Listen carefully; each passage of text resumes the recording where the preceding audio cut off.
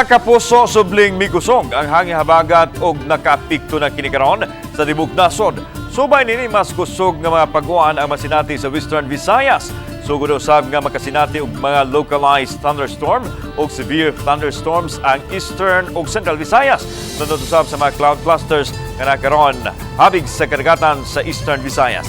Ang nasong cloud cluster padayon pang gibantayan sa PAGASA kung may posibilidad ba nga mamahimong usa ka low pressure area.